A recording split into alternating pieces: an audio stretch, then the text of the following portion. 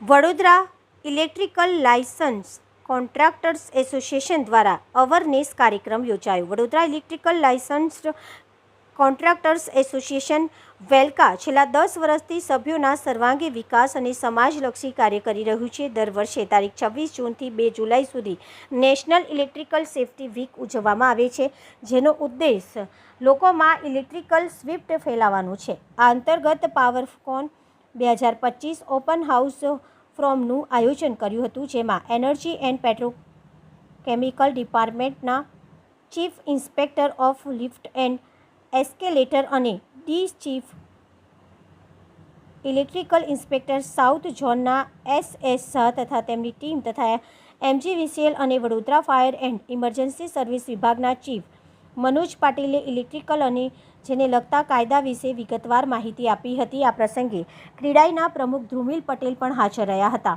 આ પ્રકારના માધ્યમ દ્વારા અમે સમાજમાં ઇલેક્ટ્રિકલ સેફ્ટીની જાગૃતિ ફેલાય અને ઇલેક્ટ્રિકલ હઝાર્ડ્સથી થતા આગ અને શોક લાગવાની ઘટના અટકાવી શકાય, તેમજ જાન માલને થતા નુકસાનને અટકાવી શકાય તેવા અન્ય પ્રકારના કાર્યક્રમનું આયોજન કરતા રહીશું અને ઇલેક્ટ્રિકલ સેફ્ટી અંતર્ગત સેવા આપતા રહીશું.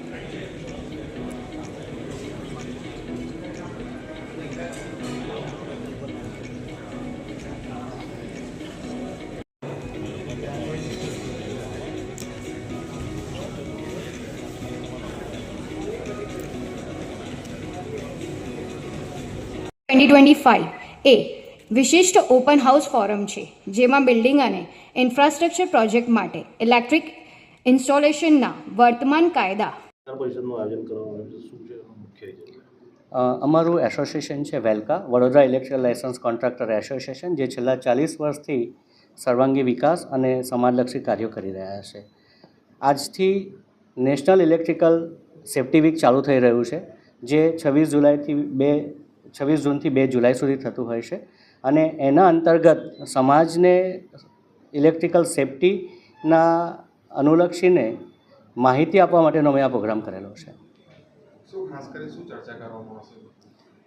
ઇલેક્ટ્રિકલ સેફ્ટી અંતર્ગત અલગ અલગ રૂલ્સ, એક્ટ, સ્ટાન્ડર્ડ્સ અને જે અત્યારે કરંટ પ્રેક્ટિકલ જે ઇલેક્ટ્રિકલ વાયરિંગના કામ ચાલી રહ્યા છે એમાં જે પડતી મુશ્કેલીઓ હોય અલગ અલગ ડિપાર્ટમેન્ટની, જેમ કે ઇલેક્ટ્રિકલ ઇન્સ્પેક્ટર હોય, MGVCL ડિપાર્ટમેન્ટ, ફાયર ડિપાર્ટમેન્ટમાં જે કંઈક તકલીફો પડી રહી છે, જે કામ કરી રહ્યા છે, જે સ્ટેક હોલ્ડર છે, એમની જે કંઈક તકલીફ છે એના માટેના પ્રશ્નો અમે પૂછીશું અને એ ડિપાર્ટમેન્ટમાંથી ઓફિસર્સ આવે છે જે અમને જવાબ આપશે. સેફ્ટી બાબતની કઈ ચર્ચાઓ કરવામાં આવશે? તમારા માધ્યમ દ્વારા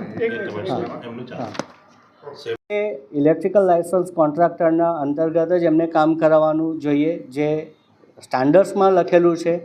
સપોઝ ઇલેક્ટ્રિકલ ઇન્સ્ટોલેશન્સમાં 30 મિલી ELCB લગાવવી ફરજિયાત છે, તો આવા બધા જે રૂલ્સ રેગ્યુલેશન્સ જે આપેલા છે ઇલેક્ટ્રિકલ ઇન્સ્ટોલેશનની બાબતમાં, એના વિશે ચર્ચા કરીશું અમે. ઇલેક્ટ્રિકલ લાયસન્સ કોન્ટ્રાક્ટર એસોસિએશન તરફથી પાવરકોન 2025નું આયોજન કરવામાં આવ્યું છે. આ આયોજન કરવાનો મુખ્ય હેતુ ઇલેક્ટ્રિકલ સેફ્ટીને લઈને અવેરનેસ ફેલાવવાનો છે. આપ સૌ જાણો છો તેમ વડોદરા શહેરમાં વારંવાર ઇલેક્ટ્રિકલ ફાયરના અકસ્માત થયા કરતા હોય છે, જેના કારણે જાનમાલનું નુકસાન થતું હોય છે. આજના આ કાર્યક્રમમાં વડોદરાના નામી electrical contractor, electrical consultant, builders અને આર્કિટેક્ટ મોટી સંખ્યામાં ભાગ લઈ રહ્યા છે. ઇલેક્ટ્રિકલ સેફ્ટીની વાત કરી ધારો કે આપણે, તો સેફ અને સિક્યોર ઇલેક્ટ્રિફિકેશન કેવું હોવું જોઈએ, ઇલેક્ટ્રિકલને લગતા કયા કયા કાયદાઓ છે, એના નિયમની સમજ માટે ઉર્જા ડિપાર્ટમેન્ટ, MGVCL અને ફાયર ડિપાર્ટમેન્ટ સાથે સંયુક્તપણે ચર્ચા કરવામાં આવશે અને વડોદરા શહેરને ઇલેક્ટ્રિકલ અકસ્માતથી મુક્ત કરવાનો સંકલ્પ લેવામાં આવશે. શું નામ તમારું? દક્ષિશ દવે.